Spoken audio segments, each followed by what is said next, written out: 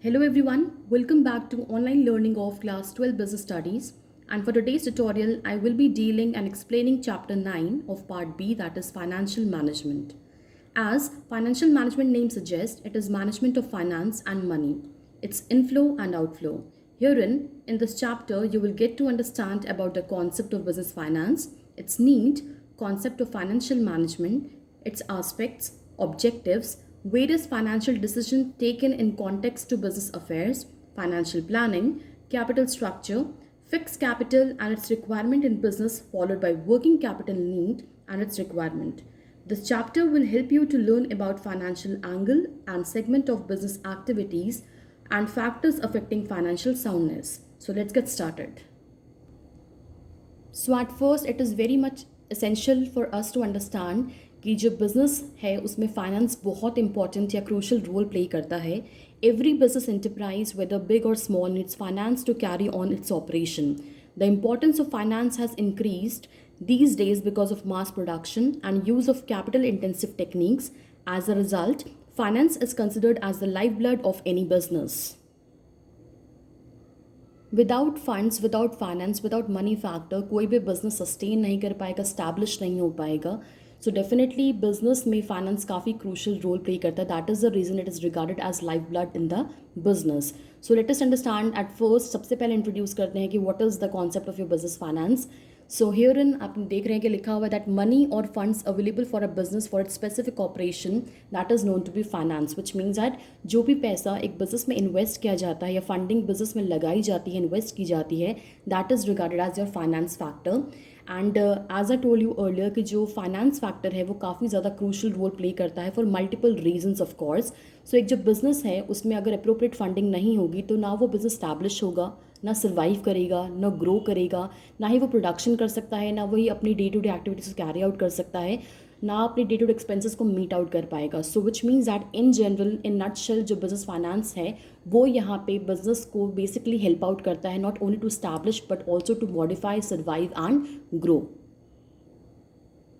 So, business finance refers to the money which is required for carrying out business activities.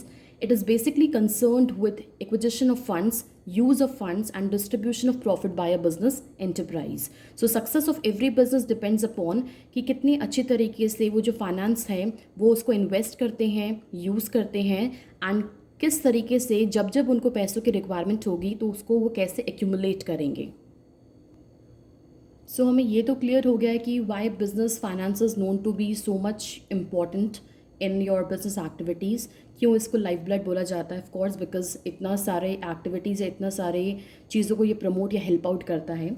So now we are going to understand what are the needs for business finance in your business activities. Definitely सबसे पहले business को establish करने के लिए आपको money factor चाहिए होगा.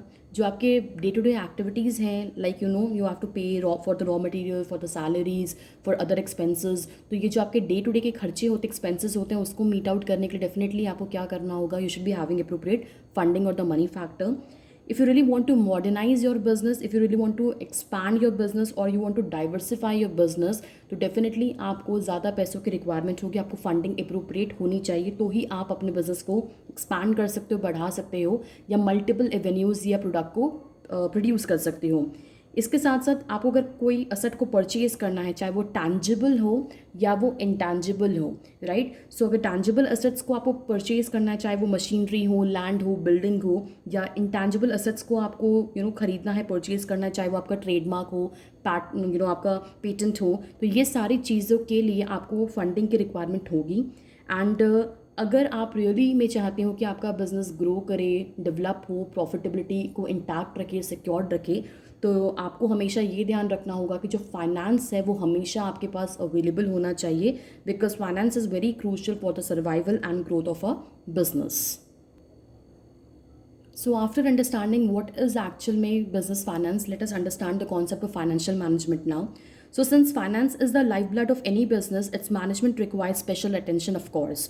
So financial management is concerned with management of flow of funds and involves decision relating to procurement of funds, investment of funds in the long-term and short-term assets, and distribution of earning to the owners.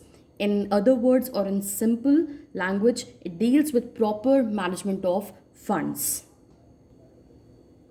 So by mean of having appropriate financial management or management of your finance, definitely आप जो भी money factor आपके business में required होता है, you take care that you acquire that in appropriate numbers, right और उन्हीं पैसे को जो आपने एक्वायर किया होगा आप उसको यूटिलाइज़ करोगे सो दैट आपके जो ऑब्जेक्टिव्स हैं उसको आप मीट आउट कर पाओ. आपको यहाँ पे ना सिर्फ इनफ्लो ऑफ कैश को बैलेंस करना है या अप्रोप्रिएट वे में टैकल करना है, but of course you have to take care of your expenses factor also. So financial management जो है वो डेफिनेटली टेक केयर करता है आपके बिजनेस एक्टिविटीज़ को, बिकॉज बिजनेस एक्टिविटीज़ में you have to produce also, you have to distribute also, you have to purchase various assets also. So for that reason आपको finance की रिक्वायरमेंट होगी. And for a business enterprise अगर उसको finance को tackle करना है तो बहुत बार ऐसा होगा कि उसको फंड्स को किसी ना किसी से एक्यूमुलेट करना होगा, बोरो करना होगा. And when you borrow from someone तो डेफिनेटली उसके ऊपर एक ऑब्लिगेशन होती है. सो फाइनेंस जब भी आप एक्यूमुलेट करोगे from any of the source then definitely you have to take care कि जो भी इनफ्लो ऑफ कैश आप जनरेट कर रहे हो that has to be well of balanced with your expenses to be incurred और टू बी मेड. तभी जाके आप अपने ऑब्जेक्टिव्स को रियलाइज कर पाओगे. सो इन जनरल सेंस जो फाइनेंशियल मैनेजमेंट है वो डील करता है with proper management of funds, चाहे वो इनफ्लो ऑफ कैश को मैनेज करना हो, चाहे वो आउटफ्लो ऑफ कैश को मैनेज करना हो, चाहे वो पैसा कहीं पे इन्वेस्ट करना हो, चाहे आउट ऑफ प्रॉफिट जो आपको डिविडेंड को डिस्ट्रीब्यूट करना होगा अपने शेयर होल्डर्स को, उससे रिलेटेड अगर आपको मैनेजमेंट करना है that will be also the part of a financial management. तो इन जनरल सेंस में फाइनेंस रिलेटेड जो भी एक्टिविटीज़ को आप बैलेंस करते हो, मैनेज करते हो, that comes under your financial management. Financial management aims at to have two aspects in terms of your dealing factor. सबसे पहला है procurement of funds. आपको अपने business activities को manage करने के लिए सबसे पहले अगर आप financial management कर रहे हो तो you have to take care of procurement of funds, which means that अगर आपको पैसों की रिक्वायरमेंट है, फाइनेंस की रिक्वायरमेंट है, व्हाट आर द सोर्सेज जिसको आप यूज़ या टैप कर सकते हो, and you have to compare that sources in terms of the cost and associated risk factor so that you can make a choice कि आप कौन से सोर्स से फंड्स को एक्यूमुलेट करना है. फॉलोड बाय आपका जो दूसरा एस्पेक्ट होता है जो कि फाइनेंशियल मैनेजमेंट लुक आफ्टर करता है, that is your usage of finance. जो फंड्स को आपने प्रोक्योर किया होगा, एक्यूमुलेट किया होगा फ्रॉम वेरियस सोर्सेज, राइट. आप उसको जब प्रोक्योर करोगे, उसको जब अपने बिजनेस में इनफ्लो करवाओगे तो you have to take care that कि वो जो फंड्स हैं उसको आप अप्रोप्रिएटली इन्वेस्ट करो या अप्रोप्रिएटली यूज़ करो सो दैट वहाँ से जो आपको पैसा रिसीव होगा उसी को आप यूज़ करोगे सो एज टू पे बैक योर लाइबिलिटी और योर ऑब्लिगेशन जो कि आपने कहीं से पैसे को सोर्स के फॉर्म पे यूज़ किया होगा या एक्यूमुलेट किया होगा. दो important aspect of your financial management क्या आते हैं यहाँ पे. फर्स्ट इज कि प्रोक्योरमेंट ऑफ फंड्स को आपको बैलेंस करना होता है या आपको ध्यान रखना होता है उसका. And next is your usage of finance. तो जो पैसा आप प्रोक्योर कर रहे हो उसको किस तरीके से आप यूटिलाइज करोगे, ये दो मेजर एस्पेक्ट्स होते हैं, ये जो मेजर एरियाज होते हैं, वेन्यूज़ होते हैं जो कि फाइनेंशियल मैनेजमेंट लुक आफ्टर करता है. While dealing with these two objects or with dealing with two aspects basically, financial management aim करता है कि जहाँ से भी वो पैसा procure करें that has to be reduced cost associated with it, which means that जहाँ से भी आप फंडिंग को एक्यूमुलेट कर रहे हो या सोर्सेज को आप टैप कर रहे हो, you have to ensure that कि आप जो पैसा टैप करोगे या यूटिलाइज करोगे जिस भी सोर्स से, वो यहाँ पे कॉस्ट फैक्टर जो होगा उसका मिनिमाइज हो. विच मीन्स दैट अगर आप कहीं से पैसा बोरो कर रहे हो, एक्यूमुलेट कर रहे हो, तो जो भी इंटरेस्ट उसके ऊपर एप्लीकेबल होगा definitely you should B comparing that interest factor. And जो भी आपको कम इंटरेस्ट रेट पे पैसा ऑफर करेगा तो डेफिनेटली आप उस सोर्स को यूज़ कर सकते हो, कीपिंग इन माइंड कि what is the risk associated with that. Definitely जो keeping risk under control is also the aim of financial management, because जो पैसे आप उठा रहे हो कहीं से या एक्यूमुलेट कर रहे हो कहीं से, यूज़ कर रहे हो किसी और के, so of course it carries a fixed obligation to repay that, so you have to take care of that factor also. At the same time जो नेक्स्ट एम होता है फाइनेंशियल मैनेजमेंट का, that is to achieve effective employment of funds, which means that यहाँ पे जो भी पैसा आप एक्यूमुलेट कर रहे हो, of course it has a fixed obligation to repay, right, of repayment.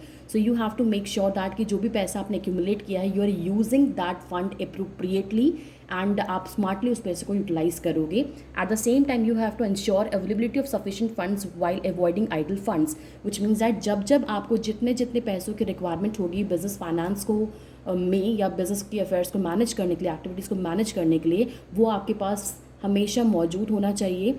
Keeping in mind कि ना आपका अंडर कैपिटलाइजेशन हो, ना आपका ओवर कैपिटलाइजेशन हो, विच मीन्स दैट जितना अमाउंट ऑफ फंड्स की आपको रिक्वायरमेंट है आपके पास वो प्रेजेंटेड होना चाहिए, सो दैट आपकी बिजनेस एक्टिविटीज हैम्पर ना हो। बिकॉज अगर आपने एक्स्ट्रा या ओवर कैपिटलाइजेशन कर लिया, जितना फंडिंग आपको चाहिए थी उससे ज़्यादा कर ली, तो ऑफकोर्स वो पैसा की प्लानिंग आपने एज सच करी नहीं है, but it will carry a fixed obligation to repay. So you have to make sure कि आपको जितना भी सफिशिएंट फंड्स की रिक्वायरमेंट है, that has to be in your business, that has to be in your hand, और that sources needs to be tapped, because आपको उतने पैसों की नीड फॉर श्योर आएगी। So you have to plan your funds और finance accordingly. Now let's cover objectives of financial management. So the primary and most important objective of financial management is to maximize wealth of equity shareholders, which means maximizing the market price of equity shares. सो जो financial management है वो M नहीं करता है कि वो profit maximisation को focus करे, बट वो एम करता है to enhance your wealth maximisation as a major objective to be achieved. यहाँ पे वेल्थ मैक्सिमाइजेशन इसलिए बोला जा रहा है बिकॉज यहाँ पे हमें ये देखना है, ये टेक केयर करना है कि जो भी हम एक्टिविटीज़ में इंडल्ज हैं या जो भी बिजनेस की एक्टिविटीज़ हम कैरी आउट कर रहे हैं, उसमें जो भी फंडिंग के डिसीजंस हम ले रहे हैं, it has to be sound, it has to be appropriate, so that overall wealth of the equity share holders could be enhanced. As you know कि जो इक्विटी शेयर होल्डर्स होते हैं they are known to be the owners of the company, so definitely हमारा aim है कि हम उनकी earning को बढ़ाएं, ना सिर्फ हम यहाँ पे प्रॉफिटेबिलिटी के ऊपर ध्यान दें, राइट। सो जो आपकी नेट अर्निंग होगी that has to be enhance, so that ये जो एक्चुअल फॉर्म पे इन हैंड कैश अवेलेबल होगा इक्विटी शेयर होल्डर्स वालों का वो डेफिनेटली ज़्यादा हो। So financial management aims to take all those decisions which helps to maximize the wealth of the shareholders. The manner in which funds of the company have been invested and the return earned by them determines the value of your equity shares. So all the financial decisions, major or minor, are made with the objective of making some value addition so that market price of shares is maximized. Now let us take an example. While taking decision to invest in a new machine, financial management aims to ensure that benefits from such investment exceeds its cost factor, of course, so that some value addition takes place for betterment of market prices of your shares. So जो objective है wealth maximisation का, it is only possible by ensuring that जब जब आपको जितने funds की requirement है वो फंड्स आपके पास अवेलेबल हो, that too at a reasonable cost factor. At the same time you have to make sure कि जो फंडिंग आपको चाहिए थी अगर वो आपके पास है, प्रेजेंटेड है, you have to ensure effective utilisation of that funds, ensuring that कि आपके पास सेफ्टी ऑफ फंड्स हो, राइट। आप बहुत सारे रिजर्व्स को क्रिएट करके रखो, री इन्वेस्टमेंट ऑफ प्रॉफिट को करो, रिटेन्ड अर्निंग करो time after time, so that आपके पास कभी भी shortage of funds as such ना हो। So the wealth maximization objective consider all future cash flows, dividend, earning per share, risk of a decision, all of the factors. This objective also helps in achieving other objectives of financial management. So जो objective of wealth maximization है वो primary objective कहलाता है. At the same time it do have secondary objectives like your profit maximization करना, because it is interconnected with it, and you have to maintain liquid assets. You have to maintain your growth factor के लिए आपको reserves को maintain करना होगा. You have to maintain कि आप optimum utilisation of funds को टेक केयर करें. सो इन क्रक्स वेल्थ मैक्सिमाइजेशन तभी अटेन होगा, तभी आप उसको अचीव कर पाओगे when you have appropriate profit maximization, maintaining liquid assets, financial reserves for growth factor, optimum utilization of funds. ये सारे avenues को जब आप balance करते हो या take care करते हो, then only it is possible to enhance the wealth of the equity shareholders, which means I'm talking about the market price of the equity shareholders or the equity shares. Wealth maximisation को attain करने के लिए definitely बहुत सारे financial decisions होते हैं जो कि एक फर्म को, एक बिजनेस को लेना होता है, सो दैट वो अपने ओवरऑल ऑब्जेक्टिव को, which means I am talking about the primary objective at first, that is your wealth maximisation, उसको अटेन कर पाए. सो दिस इज समथिंग जो कि हम लोग थोड़ा सा लेटर ऑन पढ़ेंगे इस ट्यूटोरियल के अंदर. So let's cover role of your financial management at first. So financial management influences the financial health of a business. Almost all the financial activities are affected directly or indirectly through some of your financial management decision. So some of the activities which are influenced by financial management are as follows, right. सबसे पहला है size as well as composition of fix assets. So जो financial management है वो बहुत important role play करता है. So has to get to know that कि आपको कितना कैपिटल इन्वेस्ट करना चाहिए या किस तरीके का फिक्स असेट खरीदना चाहिए, कितना आपको इन्वेस्टमेंट करना चाहिए फिक्स असेट को खरीदने के लिए. सो ये सारे जो आपके डिसीजन है उसको हेल्प आउट करता है लेने में आपका financial management. I am talking about कि फिक्स असेट्स कैसे खरीदने हैं, कितने क्वांटम में खरीदने हैं, what should be the composition of it, what should be the size of it. ये सारी चीज़ें आपको हेल्प आउट करता है आपका financial management to relate with. Next आपका है quantum of your current assets. So by mean of financial management, you can determine amount of current assets as well as its breakup into cash, inventories and receivable. So definitely ना सिर्फ आपको fix assets कितने size में या किस combination में किस composition के लेने हैं वो भी आपको फाइनेंशियल मैनेजमेंट सजेस्ट करता है, but definitely it take cares और it tackles the quantum of your current assets as well. इसके साथ साथ फाइनेंशियल मैनेजमेंट आपको हेल्प आउट करता है just to understand what should be the amount of your long term and short term financing. So जो decision आप लेते हो regarding the proportion of a long term and short term finance, so definitely ये भी आपको help out करता है financial management लेने में. An organization raise more on long-term basis if it wants to remain more liquid. However, long-term debts adversely affect your profitability factor. So this is something जो कि financial aspect है, तो financial management इसको भी deal tackle करता है. At the same time, आपको by mean of financial management you can get to the information about how to fix the ratio between debt and equity in the total long term finance. कितना आपको डेप्ट के ऊपर rely करना चाहिए, कितना आपको equity पे रिलाई करना चाहिए, विच मीन्स दैट कितने फंड्स आप खुद के लगाओगे, कितने पैसे आप बोरोड फंड के फॉर्म पे, डेप्ट के फॉर्म पे एक्यूमुलेट करोगे, उसको प्रोक्योर करोगे. ये भी आपको सजेस्ट कर सकता है, ये हेल्प आउट कर सकता है फाइनेंशियल मैनेजमेंट डिसीजन लेने में. Eight the same time financial management decision affects all the items in the profit and loss account of the business. For example, use of your more debt means higher interest expense in the future, and use of more equity involves your higher dividend payment. So जो भी profit and loss आप statement बनाते हो, so उसमें जो भी profit and loss के जो भी items होते हैं, definitely it is crux of your financial management. जो भी financial transactions आप करते हैं उसी का result होता है आपका profit and loss अकाउंट और योर स्टेटमेंट. सो आपको यहाँ पे by mean of that you can get to know कि कौन कौन से आइटम आपके लिए प्रॉफिटेबिलिटी वाले हैं, कौन कौन से आइटम्स जो है एक्सपेंसेस जो है वो आपके लिए एक खर्चा लेकर आते हैं, एक्सपेंसेस या लाइबिलिटी लेकर आते हैं. सो दिस इज समवॉट जो कि आपको हेल्प आउट करता है फाइनेंशियल मैनेजमेंट अंडरस्टैंड करने के लिए. सो यहाँ पे जो क्रक्स है दैट क्रक्स इज कि फाइनेंशियल मैनेजमेंट करना इतना इंपॉर्टेंट इसलिए भी हो जाता है बिकॉज फाइनेंस के बिना ऑपरेट करना नेक्स्ट टू इम्पॉसिबल टास्क हो जाएगा. अगर आपको out of 5 M's that is your men method, material, machinery and money factor, if you don't have your money factor, so बाकी के जो फिजिकल और आपके जो ह्यूमन रिसोर्सेज होंगे आप उसको इफेक्टिवली एंड एफिशिएंटली यूटिलाइज नहीं कर पाओगे. सो for that reason financial management इसीलिए भी इंपॉर्टेंट रोल प्ले करता है. So overall financial success of a business is determined by the quality of its financial management. Effective financial management helps in mobilization of financial resources at a lower cost and deployment of these in the most profitable activities. Now let's get started with your financial decision. So सबसे पहले understand करते हैं कि financial decision है क्या. So financial decision refers to the decision concerning financial matters of a business firm. Definitely हर एक company को कुछ ना कुछ डिसीजंस को लेने होते हैं, and when we people are relating with the concept of your financial management, तो डेफिनेटली जो फाइनेंशियल डिसीजन होंगे वो ऐसे डिसीजंस हैं जो कि फाइनेंशियल मैटर एक बिजनेस के साथ जो रिलेट करता है, जो फर्म की फाइनेंशियल कंसर्न्स होते हैं उसके साथ कनेक्शन को होल्ड करता है. सो एक बिजनेस को मल्टीपल तरीके के फाइनेंशियल डिसीजंस को लेना होता है so that they can attain their objectives. That is I am talking about the primary objectives, that is to attain wealth maximization and to maximize your shareholders wealth, which means I'm talking about equity shareholder ka wealth.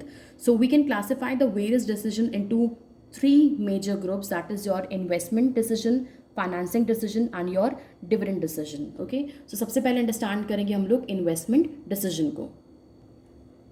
So investment decision is a decision which is in context to deciding investment of funds in long term and your short term assets. So अब इसको understand करते हैं कि हर एक firm जो है उसके पास resources confined होते हैं, लिमिटेड होते हैं, and as you know that resources can be put to multiple usage. So investment decision basically concern करता है with investment of funds in different assets. It involves deciding the assets composition of the firm. The assets of the firm can be classified into fixed assets and your current assets. तो इसी का decision है, इसी का जो basically crux है, that is your investment decision. यहाँ पे as a firm you get to know that कि what should be the quantum of investment to be made in your fix assets and followed by your current assets. Do understand that जो resources जो money है वो हर एक business के पास confined होता है, limited होता है of course. So they have to make a smart choice कि उनको इन्वेस्टमेंट जो करना है, चाहे वो फिक्स असेट्स के अंदर करना हो, चाहे वो करंट असेट्स के अंदर करना हो, they have to make a smarter choice. So investment decision relates to decision about how the firm funds are invested in different assets, that is different investment proposals. जैसे मैंने आपको बताया कि यहाँ पे you have to make a choice कि fix assets और current assets का क्वांटम क्या रहेगा. सो जो आपका इन्वेस्टमेंट डिसीजन है उसके दो कंपोनेंट्स है. First is your working capital decision and the other one is your capital budgeting decision. तो वर्किंग कैपिटल डिसीजन कौन सा है? It is your short term investment decision that is in your of course current assets. And capital budgeting decision जो है वो long term investment decision है, that is I am talking about investment to be done in your fixed assets. सबसे पहले understand करते हैं what is capital budgeting decision. So these decision relates to decision taken to invest in fix assets. जैसे मैंने आपको बताया कि fix assets में जब हम इन्वेस्टमेंट करने के बारे में सोचते हैं तो that falls into the category of your capital budgeting decision. And as you know जो कि फिक्स असेट्स होते हैं वो लॉन्गर स्पैन के लिए हम लोग यूज़ करते हैं. It has commitment for your longer term. So definitely यहाँ पे इसको हम लोग लॉन्ग टर्म इन्वेस्टमेंट डिसीजन भी बोलते हैं. सो अगर आपका डिसीजन इन्वॉल्व करता है लॉन्गर टर्म के लिए, like your decision to invest in plant and machinery, so that is of course will be a part of your capital budgeting decision. Do remember जब capital budgeting decision लेते हैं, which means that हम जब fixed assets में invest करने के बारे में decide करते हैं, so बहुत ज़्यादा crucial होता है ये decision हमें लेने में. and of course बहुत ज़्यादा importance भी हमें इसको देनी चाहिए because of multiple reasons. सबसे पहला रीज़न है दैट कि जो फिक्स असेट्स आप खरीदते हो डेफिनेटली वो आपकी अर्निंग कैपेसिटी को अफेक्ट करता है या इन्फ्लुएंस करता है in the long run, right. Next होता है कि जब हम कोई भी फिक्स असेट को खरीदते हैं तो ऑफकोर्स बहुत ज़्यादा ह्यूज एक्सपेंस आप इनकर करते हो, आउटफ्लो ऑफ कैश को आप जनरेट करते हो. आपके बहुत सारा अमाउंट ऑफ मनी जो होता है वो ब्लॉक हो जाता है when you purchase any form of your fix asset. So you have to again make a smarter choice in context to the fix assets to be invested in. At the same time ये जो decisions होते हैं जो कि fix asset decisions होते हैं, they are known to be irreversible. The reason is आपने जब कोई डिसीजन लिया, कोई फिक्स असेट को खरीद लिया and later on you regret और you basically repent on that कि मुझे ये एसेट नहीं चाहिए, तो of course it will have wear and tear, right. Machinery will have wear and tear. So उसके ऊपर डिप्रिसिएशन लेवी होगा एंड वो डिप्रिसिएशन की वजह से जो रियल वैल्यू या रियल वर्थ होगी उस असेट की वो डिक्लाइन होगी, ड्विंडल होगी, कम होगी, डिग्रेड होगी. सो फॉर दैट रीज़न आपको वो कैश दोबारा से रीजनरेट नहीं होगा if you even think to resell it. So इसीलिए जब भी कोई कैपिटल बजटिंग डिसीजन लिया जाता है या फिक्स असेट को खरीदने के बारे में आप सोचते हो, so you have to be very much sure about the decision to be made. Now let us understand your working capital decision. So ये decision होते हैं which relate to investment in your current assets like your cash, inventories, debtors, ऐसा, which can be converted into cash usually within 1 year. इनकी जो liquidity होती है वो काफ़ी ज़्यादा high होती है. ये जो डिसीजंस होते हैं ये अफेक्ट करते हैं आपकी डे टू डे वर्किंग को, लिक्विडिटी को and of course your profitability को.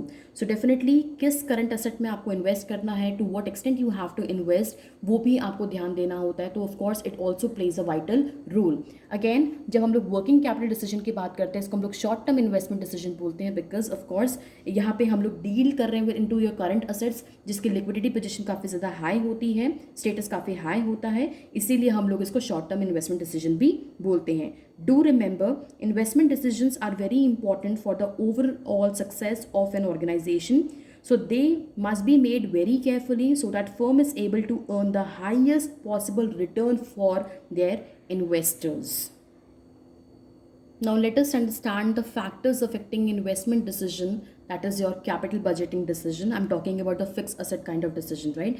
So सबसे पहला है that is the cash flow of the project. So when a firm invests huge funds in an investment project, It expects to generate reasonable and regular cash inflows from that project, of course. So such cash flows should be carefully analyzed before making a capital budgeting decision. So जब भी आप कोई fix asset खरीदते हो, so of course आप उसमें बहुत सारे पैसे को खर्च करते हो, amount of money को spend करते हो, so that you can actually avail that asset or you can actually use that asset. So for that reason you have to compare कि आपका कितना outflow of cash और कितना inflow of cash use हो रहा है, which means कितना आप expenses को incur करोगे and what would be the gain or the return that you're going to secure. So of course ये चीज़ों को analyze करना काफ़ी crucial होगा, तभी जाके आपको एक financial decision को लेने में help out किया जाएगा. Next is your rate of return. So the firm should compare the rate of return expected from different investment project. So यहाँ पे एक example को ले लेते हैं, understand करते हैं. For example, if 10% return is expected from project A and 12 from B, then firm will definitely prefer your project B, which means अगर आपने यहाँ पे कोई एसेट को या कोई भी कैपिटल बजटिंग डिसीजन को लेने का सोचा है, so whatever amount of money you will be spending और investing on that, of course वो आप इसीलिए इन्वेस्ट कर रहे हो because you want some sort of return from that, right. So rate of return वो अमाउंट ऑफ मनी या percentage of amount of money होगा जो कि आपको सिक्योर किया जा सकता है, आप सिक्योर करोगे when you are going to invest in that project. So let us take an example कि दो प्रोजेक्ट था, जैसे अभी मैंने आपको बताया, एक प्रोजेक्ट था ए एंड एक था B. So 10% is the rate of return जो कि आप सिक्योर करोगे for going to invest in your project A, and आप 12% को सिक्योर करोगे when you are going to invest in your project B. So अगर हम नंबर्स को कंपेयर करें then of course 12 is higher as compare to your 10. So definitely यहाँ पे जो बिजनेस हाउसेस होंगे वो प्रेफर करेंगे to invest in your project B because of increase rate of return that they are going to secure out of project B. Next, we have investment criteria that is involved. So, in addition to cash flow and return, there are various other criteria which are considered before selecting a particular project. For example, कितने total पैसे लगेंगे उसमें invest करने के लिए, what would be the interest rate, बहुत तरीके के और भी आपको खर्चे देखने हैं, चाहे वो आपका कैश फ्लो हो, राइट, आपका कैश फ्लो चाहे वो इनफ्लो हो चाहे आउटफ्लो हो, आपको सब चीज़ों को कंसिडर करना होगा. एट द सेम टाइम अगर आपको कहीं से पैसा एक्यूमुलेट करना है, what will be the interest rate जो कि आपको पे ऑफ करना होगा, so as to get that finance factor so that you can use this money to invest in your asset. So ये भी चीज़ काफ़ी इंपॉर्टेंट रोल प्ले करेगी. So you have to consider, you have to compare so that आप एक best possible decision को ले पाओ. So after completing the first financial decision, that is investment decision, let us understand the second financial decision, that is the financing decision. So after taking the investment decision, the finance manager must decide the source of finance. So financing decision deals with determination or determining of sources of funds or finance, that amount to be raised from each source and the cost of each source of your finance factor.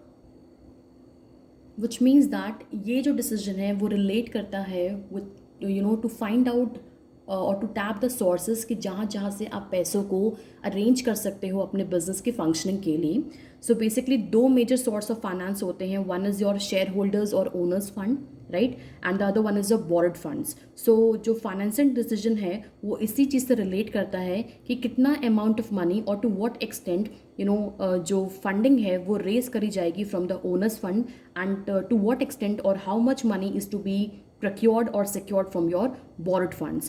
So both the sources have their own merits and demerits. तो definitely उस चीज़ को पहले understand करना ज़रूरी होगा as a manager so that you can take a viable kind of decision. So जब हम लोग financing decision लेते हैं तो उस point of time पे क्रक्स के फॉर्म पे हम ये आइडेंटिफाई करते हैं कि out of sources that is your owners fund and your borrowed fund हमें किस पे कितना रिलाई करना है, to what extent we should rely on your owners fund or to what extent we should rely on your borrowed funds. So financing decision involves decision whether or not to use a combination of ownership and borrowed funds. So ownership का मतलब क्या है यहाँ पे? I'm talking about your shareholders fund or your equity funds या owners fund जिसको हम बोलते हैं.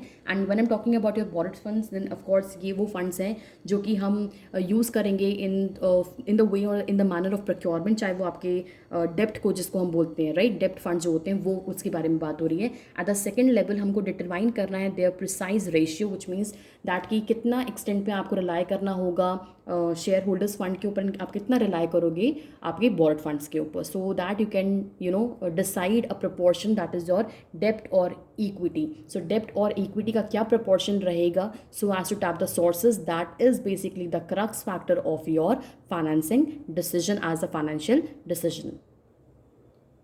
सो कुछ इंपॉर्टेंट पॉइंट्स हैं आपके शेयर होल्डर्स या ओनर्स फंड के एंड योर बोर्ड फंड्स के, जिसको अंडरस्टैंड करना बहुत ज़रूरी होगा before actually understanding what are the factors which affect your financing decision. So पहले इसको रिलेट करते हैं, इसको अंडरस्टैंड करते हैं.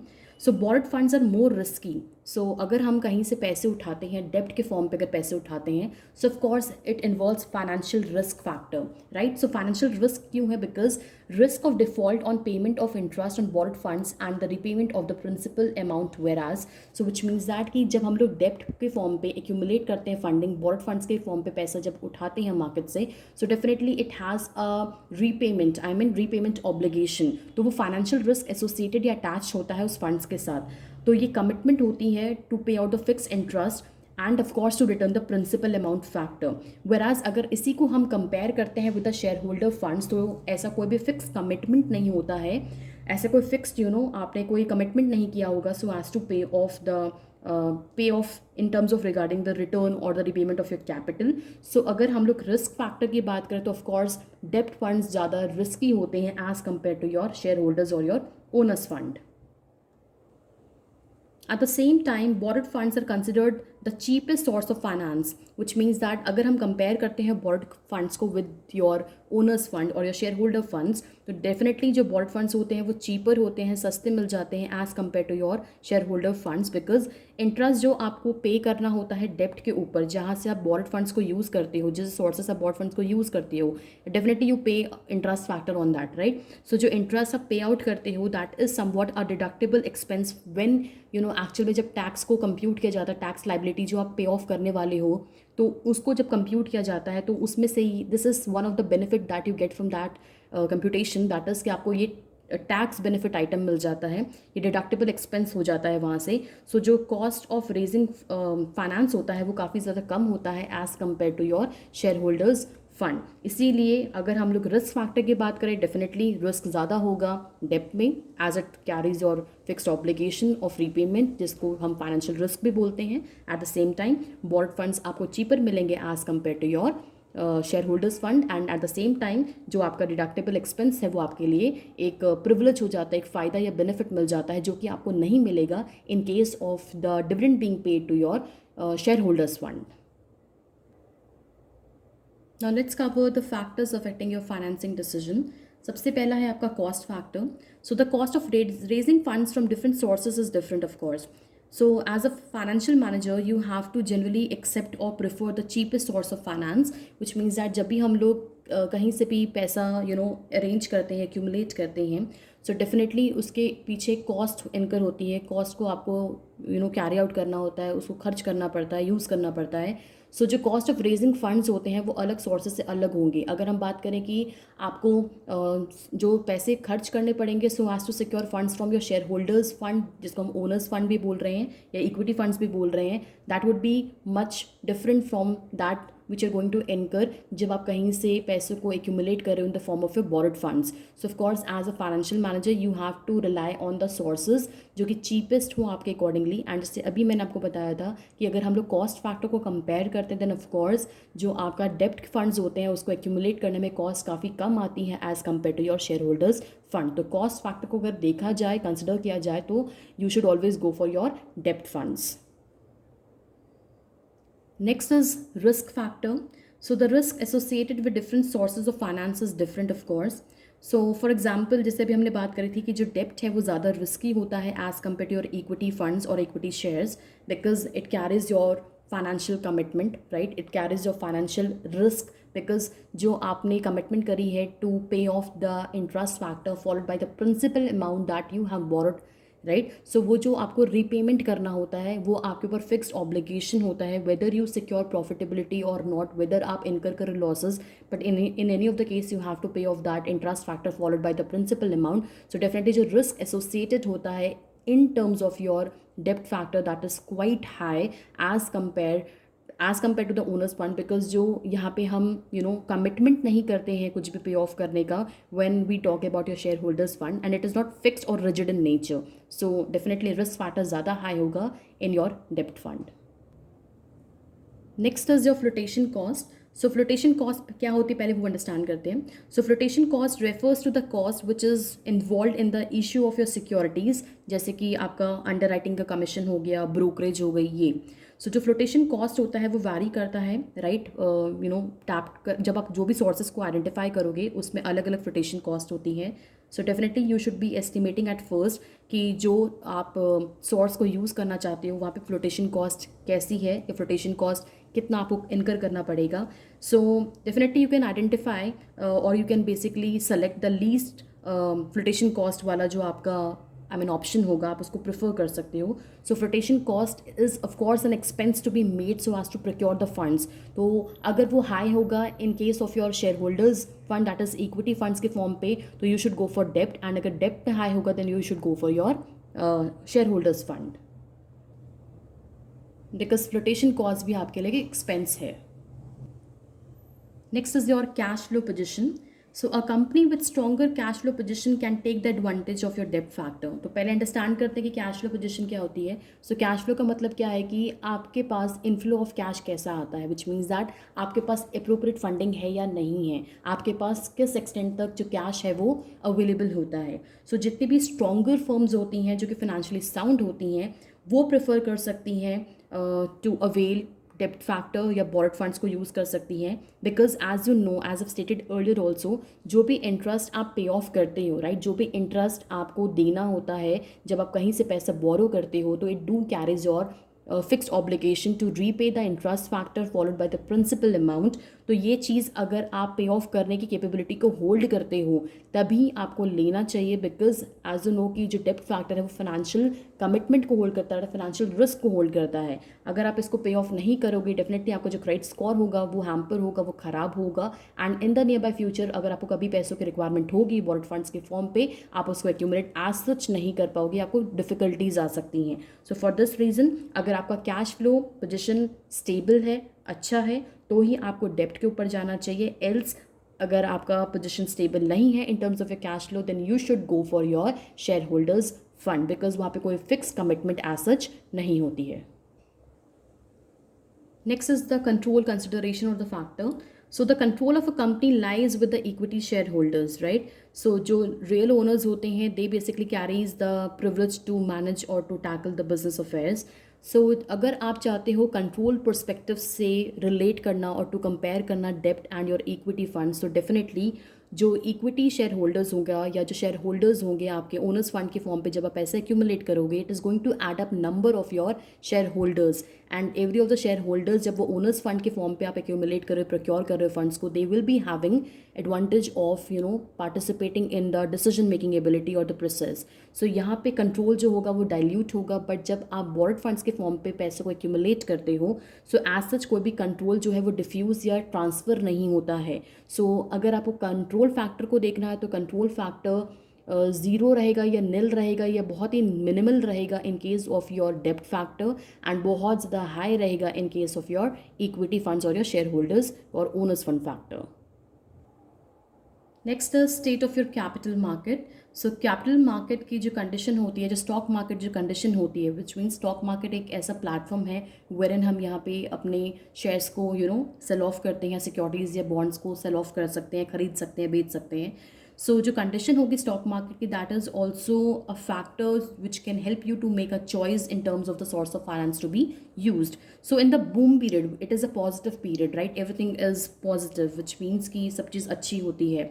सो it is easier to raise funds to the issue of shares, because ज़्यादा प्रोडक्शन है, ज़्यादा सेल्स है, ज़्यादा कंजप्शन है, ज़्यादा एम्प्लॉयमेंट है, ज़्यादा आप सेविंग कर रहे हो, ज़्यादा आपकी प्रॉफिटेबिलिटी आ रही है. सो इस तरीके से आप इन्वेस्टर्स को अट्रैक्ट कर सकते हो अपनी तरफ, अपनी कंपनी की तरफ. But during depression period when everything is negative, right, so डेप्ट को आप तब यूज़ कर सकते हो as a source of funds to be raised, because यहाँ पे आपको सोर्स ऑफ अट्रैक्शन के फॉर्म पे एज आपको फर्म के फॉर्म पे क्या पे करना होगा, you have to pay the interest factor. So चाहे बूम पीरियड हो, चाहे पे डिप्रेशन पीरियड हो, if you have sufficient fund factor to repay the principal amount followed by interest factor, then आप जा सकते हो डेप्ट फैक्टर की तरफ हमेशा. बट अगर हम लोग बूम पीरियड की बात करते हैं, पॉजिटिव पीरियड की बात करते हैं, then for sure you can attract many of the investors towards investing in your company, in your shares. So इसको भी आप यूज़ कर सकते हो बूम पीरियड में. सो स्टॉक जो स्टेट ऑफ कैपिटल मार्केट है वो भी एक फैक्टर है जो कि आपको हेल्प आउट कर सकता है जस्ट टू अंडरस्टैंड और जस्ट टू रिलेट और just to find out the perfect balance between your डेप्ट फंड्स टू बी रेज्ड और your equity funds to be used. Apart from this, there is one more factor which can help you to take a sound kind of financing decision, that is level of your fixed operating cost. So firm जो होती हैं जो कि higher level of operating cost को incur करती हैं, which means operating cost का मतलब क्या होता है कि जो आपका एक स्टैंडर्ड काइंड ऑफ खर्चा जो कि आपको करना ही पड़ेगा अगर आपको अपने बिजनेस को रन करना, that is somewhat your operating cost. अगर ये फिक्स्ड ऑपरेटिंग कॉस्ट काफ़ी ज़्यादा हाई होता है, चाहे वो आपका रेंट हो, जिस प्रीमिसेस में आप काम करते हो एज अ फैक्ट्री और द यूनिट, अगर वो रेंटेड बेसिस पे है तो जो आप रेंट पे आउट करते हो दैट इज़ फिक्स्ड. आप उसको 2 घंटे यूज़ करो, 3 घंटे यूज़ करो या 24 घंटे यूज़ करो, यू हैव टू पे a fix kind of rent, right. Same way में इंश्योरेंस हो गया, प्रीमियम हो गया, सैलरीज हो गई है, तो ये सारी चीज़ें जो होती हैं वो आपकी ऑपरेटिंग कॉस्ट के अंदर आती हैं. सो अगर आपका ऑपरेटिंग कॉस्ट पहले ही बहुत ज़्यादा हाई है, राइट, सो उस पॉइंट ऑफ टाइम पे अगर आप डेप्ट को यूज़ करोगे तो आपके ऊपर और भी इन्हांस काइंड ऑफ ऑब्लिगेशन होगी to repay the principal amount and of course to pay the interest, right. So for that reason आपका जो ऑपरेटिंग कॉस्ट होगा वो और भी ज़्यादा हाई होगा, आपके ऊपर और भी बर्डन या प्रेशर बिल्डअप हो सकता है. सो ये भी एक फैक्टर है जो कि आपको हेल्प आउट करेगा सो एज टू असर्टन कि whether you should be going for your डेप्ट फंड्स और whether you should pick your owners fund और योर आपका जो शेयर होल्डर्स फंड है, right. So herein I've covered the other financial decision, that is your financing decision. So जब मैंने startup किया था, I told you about 3 financial decisions to be a part of this chapter. That is your investment, financing and dividend. So investment decision हम cover कर चुके हैं, factors भी complete कर लिए, followed by financing decision क्या होता है, and of course आपका factors affecting your financing decision. So जो आपका dividend decision है that will be the part of your next tutorial. So आज के ट्यूटोरियल के जो मैंने कवर किया है, so this was the crux of it. So thank you so very much.